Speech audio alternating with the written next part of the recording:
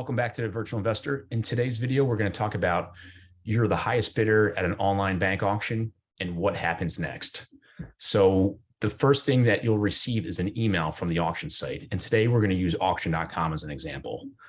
For a specific property here, say 123 Main Street, you've been monitoring, you did some analysis, you contacted local agents and you bid it on the property. You ended up being the highest bidder. What happens next? Three things could potentially happen. The first is the bank accepts your bid because you hit the reserve requirements. Now, if your highest bid is less than the reserve, most likely the auction company will send you an email like this, letting you know that you are the highest bidder. They're going to collect some information from you via a checkout form, it's called, and then present your offer to the seller, aka the bank, for us. With that, in that information, I'll cover that in a second. However, what the outcomes of those two things would be is if your bid is at 100, but the reserve is say like 125, they'll present your offer to the bank. The bank will either come down and accept it, or they'll negotiate it with you. They might counter offer at 115,000 in this example, or they might decline it altogether, and then you just go back and bid on it again. But in this example, here's a communication you'll receive when you're the highest bidder that you're under the reserve still. And you'll get a simple email stating, congratulations, you're the highest bidder for whatever property. And the next step is just to provide some important contracting information. The checkout form, which I'll get to in a second, is essentially data gathering that gets inputted into the contract if the bank decides to accept your offer. And they tell you here, the auction.com, to go into your dashboard to fill things out. They've attached a checklist on the information you'll need to complete the checkout form, which I'll show in a second.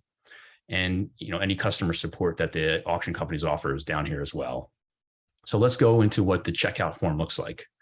So here's an example of auction.com's contracting checkout form. And they have different groups of data that they want to collect. And again, a lot of these are data inputs into the contract if your offer is accepted. First one here is any buyer information. So the names of the people, your address, contact information, et cetera. And then here, if you're buying it in one of your entities, like an LLC or an S corporation, you would fill out any information here on that. And ultimately, when you apply for the property, if you are buying in an entity, you'll have to update, operating agreement, articles of organization, et cetera. They kind of tell you that right here in these steps. And if you're using an agent on this, like if you reach out to a local agent, if you're doing it virtually, and they went to the house for you, ran some information, you could add them to the property here. That way they get a commission out of this transaction. Going now to the right side of the page here, funding. What type of funding are you going to do? If it's cash, you collect cash.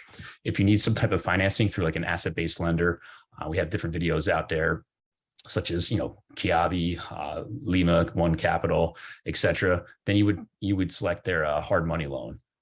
Now, if there's a property that could you buy with conventional loan financing, you could also check that out as well. But usually the properties that we buy need some type of repair. So we're one of these two, the cash or the hard money loan. It also makes for a stronger offer. And then here's the purchase details. A few questions that they'll ask you.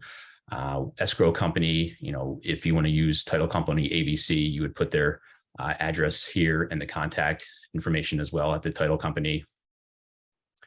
And then ultimately any last questions that they have here, such as, are you purchasing this as an investment or primary home, et cetera? Are you a first-time home buyer? Just basic additional questions that you would have to answer as well as part of auction.com's checkout form. So hopefully this video was helpful in kind of showing you behind the scenes on what happens next after you win a bid, since Paul and I get this question a lot. And this is exactly what it looks like from auction.com. A lot of the other auction companies out there have a similar checkout form as well that you would fill out. Hope this video was helpful. If you have any questions, drop them in the comments below and me and Paul will answer your questions. Thanks everyone and have a great day.